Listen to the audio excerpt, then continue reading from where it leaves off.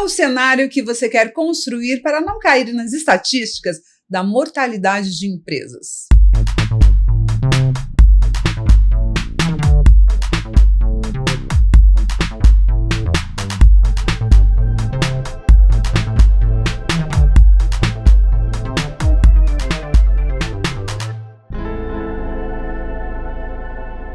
Olá, você está no Pod Brown. No episódio de hoje, apresentamos a versão negócios com o Dr. Fernando Antunes. Se você já acompanha a gente por aqui, sabe que o Pod Brown é feito com formatos variados. Você pode escolher entre indicações de produtos e serviços ou ver e ouvir dicas sobre negócios. Nessa temporada, também abordamos o tema mudança. Então, você vai encontrar muita história boa em nosso canal no YouTube e também conteúdos exclusivos lá no Instagram, @podbrown. Então, segue a gente lá, envie seus comentários, a sua opinião é muito importante para a gente. Hoje vamos explorar um aspecto crucial para qualquer empreendedor: a segurança jurídica e o crescimento sustentável do seu negócio. Vamos descobrir como uma assessoria jurídica eficaz pode fazer a diferença no dia a dia e da expansão da sua empresa. Nosso convidado é o Fernando Antunes, especialista em direito empresarial, que nos guiará por esse tema tão importante. Seja bem-vindo, Fernando. Obrigado, Mara. Então, cumprimento aí a todos que estão nos assistindo. Então, hoje vai ser um momento bem bacana para a gente falar sobre contexto prático do dia a dia dos empresários, trazer sugestões, recomendações jurídicas que muitas vezes nós, empresários, acabamos não nos dando conta da importância e da relevância dos aspectos jurídicos que estão aí praticamente de maneira constante no nosso dia a dia, sem a gente nos dar conta. Então, essa questão jurídica, eu quero trazer já há um bom tempo, né? A gente pensando exatamente em atender o empresário no seu dia a dia, nas coisas que ele faz. Eu, por exemplo, né? Retomei, né, a minha empresa, né, uma nova empresa, tive que passar por várias questões. Você mesmo me ajudou a analisar um contrato, né, tudo isso. Então, assim, são muitos momentos que o empresário precisa se ater desde que ele abre a empresa, né? Que momento que você acha que é mais crucial aí para ele prestar atenção? Porque, por exemplo, tem muita gente com empresa nova, que tem lá seus contratos feitos lá de qualquer jeito, do seu Google, né? Pega um contrato do seu Google, atualiza e faz. Isso gera problema, né? Exatamente isso, Mara. Ainda bem que você tocou nesse assunto, porque esse é um tema, de certa forma, recorrente no dia a dia dos advogados especialistas em direito empresarial e societário, porque muitas vezes a facilidade que nós temos hoje, Mara, de abrir uma empresa é muito grande. Né? Nós temos ali o contrato social, modelo padrão de uma junta comercial, tem as cláusulas básicas que devem ter o contrato social, tem. Mas muitas vezes, dependendo aí da tua relação com o sócio, com quem você vai desenvolver atividades, porque queira ou não, uma relação societária, ela guarda uma certa similaridade com uma relação conjugal, guardadas as devidas proporções. É um casamento. Então, você vai estar de mãos dadas com outra pessoa para realmente empreender nesse mercado, que esse é um mercado feroz e hostil, infelizmente, né? Porque o empresário, para empreender hoje em dia, ele tem que estar atento à tributação, a impostos, a encargos trabalhistas, à gestão de funcionários, gestão de equipe, gestão administrativa, marketing, comercial e por aí vai. E muitas vezes, né, nessa rotina de querer priorizar algumas questões em detrimento de outras, muitas vezes o aspecto jurídico acaba sendo relegado a um segundo plano. E não deveria ser assim. Muitas vezes o empresário ele tem que ter um suporte jurídico, uma retaguarda muito forte, muito consistente, para que um dia, porventura, ele possa ter um risco, ele saiba como agir diante de uma situação como essa. Então, um exemplo que nós podemos citar, Mara, seria assim, quando acontece um conflito entre dois sócios, quando os dois não se entendem, quando começa a ter aquelas rusgas, aquele atrito, numa tomada de decisão, um sócio quer aportar recursos para expandir, abrir filiais, outro ele tem uma postura um pouco mais conservadora, ele não quer realmente aportar recursos com receio de que aquilo vai trazer ruína para a empresa. E muitas vezes, isso é um exemplo, né? Pode ser outros tipos de conflitos, né? De brigas, de tretas, né? Entre aspas. E muitas vezes, né? Os contratos sociais e os documentos parasociais que nós chamamos, né? Que seria um acordo de sócios, que muitas vezes não é elaborado pelas empresas, a falta dessa previsão normativa contratual acaba trazendo ruína para os negócios, para a empresa, para o CNPJ. Daí eu ressalto a importância, Mara, de que os empresários eles possam contratar alguém, um advogado que pense por eles, né? Porque no momento de abrir uma empresa, de empreender, né, o empresário tem que se preocupar com o seu negócio. Não é incumbência dele pensar, né, estratégias e como vai acontecer, o que vai acontecer no futuro. Porque você há de convir comigo, Mara, porque quando você casa com alguém ou constitui uma sociedade com alguém, você não parte do pressuposto que vai ter um problema futuro. Né? No começo é tudo lindo, né? É tudo lindo, tudo maravilhoso, mar de flores, vamos conquistar o mundo e assim vai. E as coisas vão acontecendo, né? Aí é que você tem que ter uma previsão. Exatamente. Uma pessoa, um técnico, um profissional que tenha o conhecimento técnico que pense para essas pessoas, para que elas não tenham que se preocupar.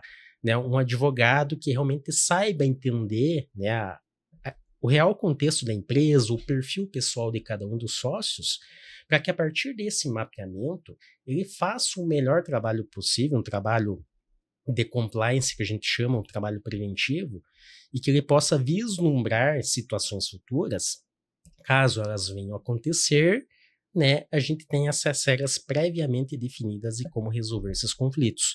De várias situações, assim, desse universo jurídico que a gente pode ter, Mara, eu ressalto a questão, né, quando dois sócios não podem realmente coexistir dentro de uma empresa. Sim. Eles chegam quando chega no final. Quando chega no final, assim, que um não suporta, né, olhar a cara do outro, quando chegam, assim, a ponto de quase ir para vias de fato.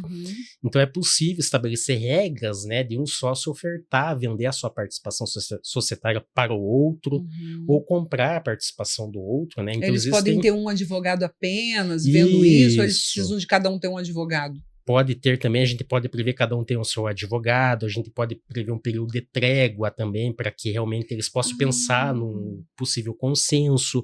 E se um dos sócios optar por sair da sociedade, aí entra o segundo problema, Mara, como que fica, né, a avaliação dessa participação societária do sócio, como que fica o chamado, como se diz vulgarmente, o valuation, né? E em que prazo essa empresa vai pagar essa participação do sócio que se retira? Né? E muitas vezes, né, não prever um prazo razoável pode culminar na ruína do negócio. Eu lembro que a gente conversou até anteriormente aqui, né, sobre essa questão aí que você falou, que eu achei muito interessante, eu até citei no podcast, desse tempo de trégua, que eu achei interessante isso é um formato jurídico feito especificamente para propor? Como é que é isso? Sim, isso aí é uma formatação que a gente procura conceber, assim, quando a gente vê um ambiente, assim, uma atmosfera de 2, 3, 4 sócios, quando a gente vê, assim, pessoas, assim, que têm uma personalidade muito forte, têm uma opinião muito definida sobre certos assuntos, né, questões atreladas a questões comerciais, questões, assim, de alavancagem dos negócios, questões financeiras.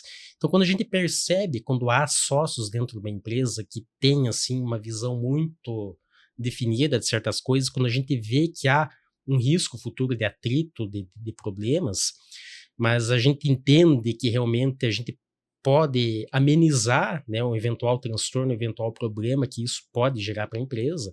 Então a gente pode estabelecer, né, por meio de um contrato social ou por meio de um acordo de sócios, né, que é um documento que fica arquivado na sede da empresa, que só os sócios tomam conhecimento. Ali a gente pode definir regras, né, mais específicas para o contexto empresarial do modo geral, sabe? Se acontecer um problema, assim, de dois sócios, assim, não se acertarem, não tiverem um ponto de convergência bem definido sobre uma tomada de decisão, né, é possível, né, estabelecer um período de trégua, é possível eles procurarem um conselho de administração para poder deliberar sobre determinado assunto. Inclusive, já participei de trabalhos de reestruturações societárias, em que a gente cria um conselho de administração, composto aí por 3 ou 5 pessoas, cada um formada por uma especialidade específica, um conselho composto por um advogado, por um contabilista, por um profissional da área empresarial, um profissional da área de marketing, para que cada um, né, eles se reúnam num conclave, digamos assim, e possam emitir, né, um voto a ser registrado em ata para orientar aqueles empresários sobre a melhor decisão a ser tomada. Então, são regras muito avançadas, que muita gente não sabe, mas que é possível a gente fazer. E uma questão hoje que pega muito e que os empresários pensam em como fazer é se eles contratam um MEI, o que ele, ou, né, uma pessoa jurídica, ou eles contratam um funcionário. Tem muita gente já trabalhando assim, já quer todo mundo em formato de PJ, né, pessoa jurídica, que é para ele não ter essa questão. Aí, trabalhista, né? Exatamente. Como é que está isso hoje? Olha, isso, infelizmente, Mara, a gente vê na prática, assim, que muitas pessoas se valem desse expediente de contratar MEI para fraudar uma relação trabalhista.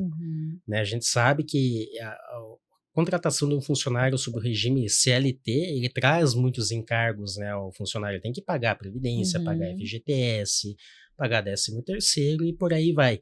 Numa eventual rescisão do contrato de trabalho, uma demissão sem justa causa, ele tem que pagar as verbas rescisórias, né, questão do seguro-desemprego e por aí vai. Mas, infelizmente, né, utiliza-se desse expediente de contratar MEI, né, mas na prática, aquela pessoa que contrata o empresário, ela acaba ditando a forma com que esse MEI tem que trabalhar. Não, eu preciso de você aqui no local de trabalho, das 8 às 6 da noite, preciso que você faça assim, assim, assim, assado, preciso que você trabalhe de segunda a sexta, né? A partir do momento que a gente tem assim, esse controle de como que o MEI vai trabalhar, né? Daí pelo artigo 3º da CLT, a gente tem inevitavelmente uma caracterização de uma relação. Já descaracteriza a relação, né? Então, realmente, a gente tem que ter assim, um cuidado, Mara, uma certa cautela para avaliar se a contratação do MEI, né, se a gente tem um intuito, né, de enxugar custos, né, de trazer mais economia. Mas é viável, você acha que é viável? É viável, isso? Desde que se saiba como conduzir uma situação como essa. É viável, mas você tem que saber como conduzir. Tem que saber e tem que se precaver, por meio de um contrato bem definido, com cláusulas que deixem, né, a forma com que essa modalidade de trabalho seja feita, mas, sobretudo, Mara, não é só colocar no papel que é uma contratação, né, de empresário MEI. Sim. Mas é, sobretudo, como que esse contratante vai se portar perante o colaborador. Ele não pode realmente querer ditar as regras de como tudo vai funcionar. Isso é muito importante frisar. Então, você empresária que tem dúvidas quanto a isso, é muito importante a gente ter em mente que se a contratação do MEI, a gente tem que partir da premissa que ele tem plena liberdade.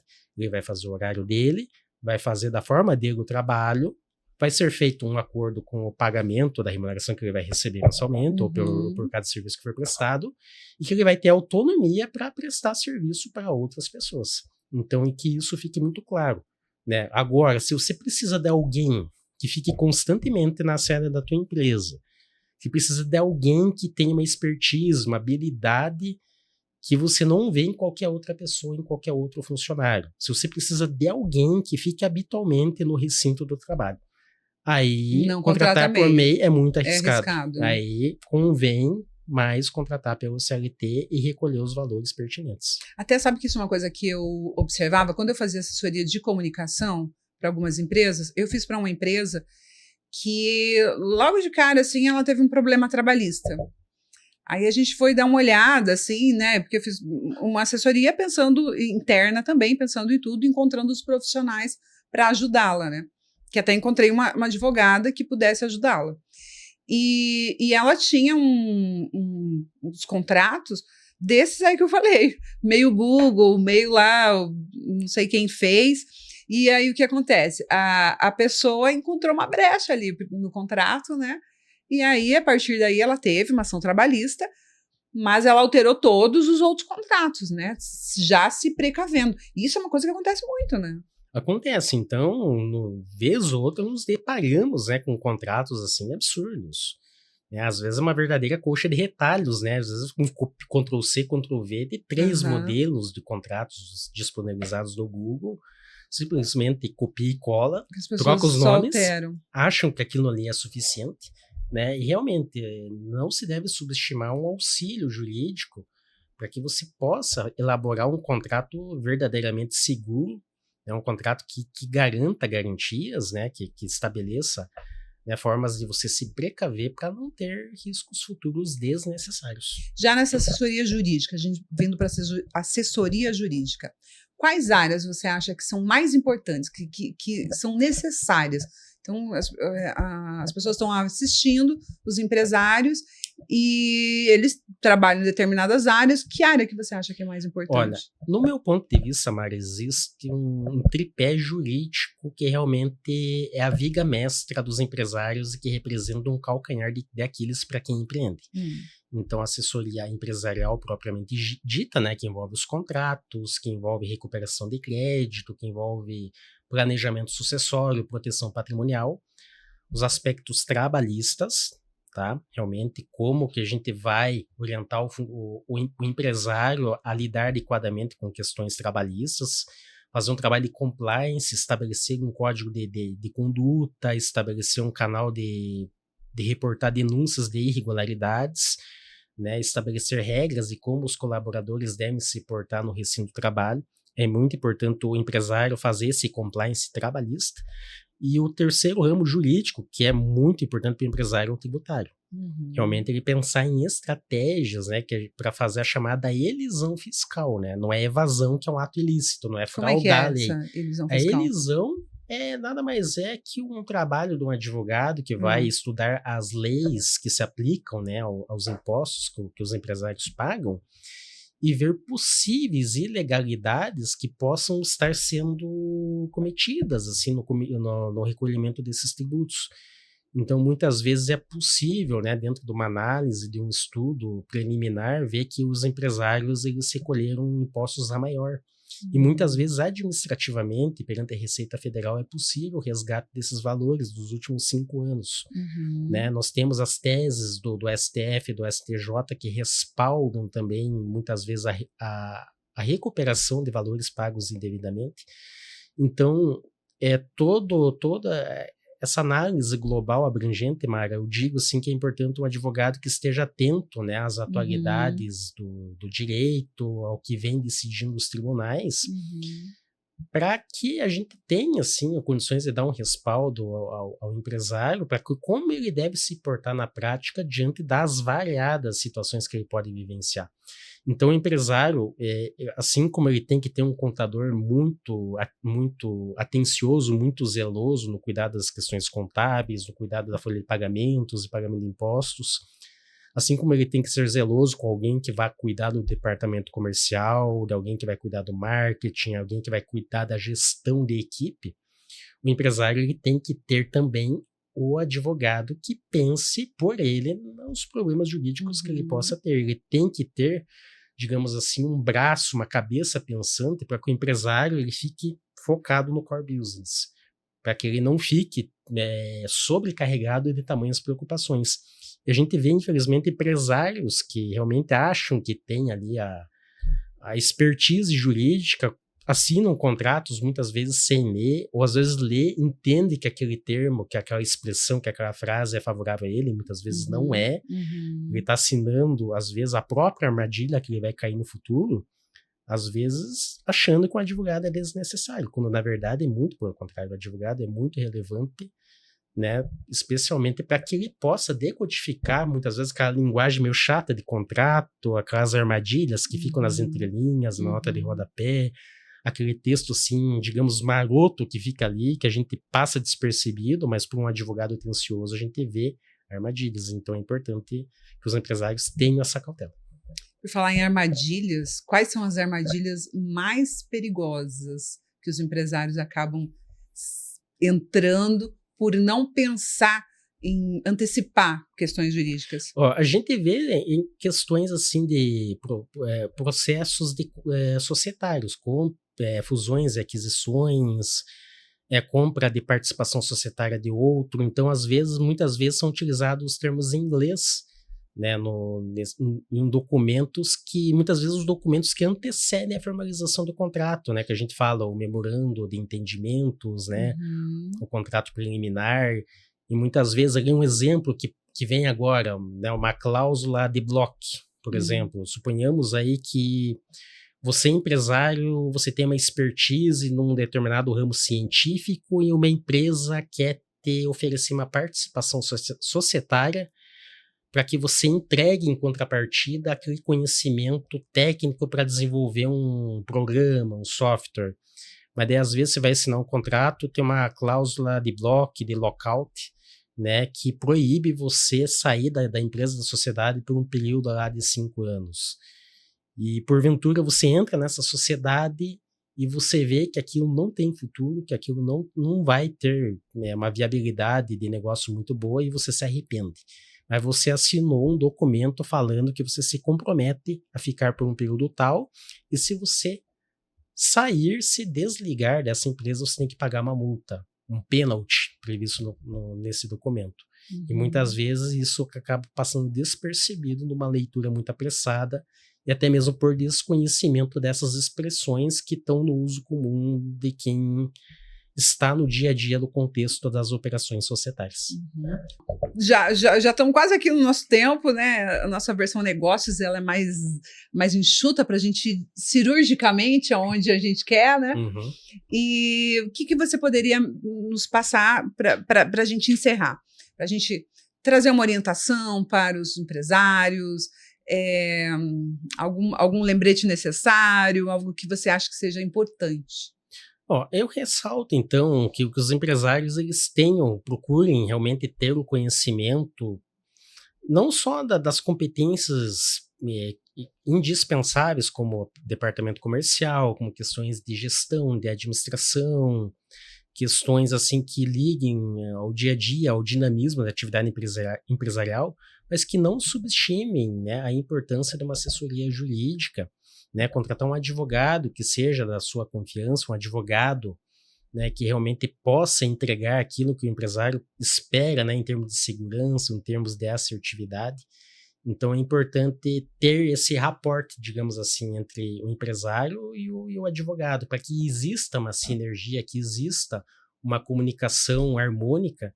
Então isso eu penso que é muito importante. Então é importante assim, que os profissionais do direito, do modo geral, eles sejam assim, profissionais acessíveis, né, porque o problema jurídico não tem dia e hora para acontecer, né? Então realmente procurem se resguardar juridicamente em tudo que vocês fizerem.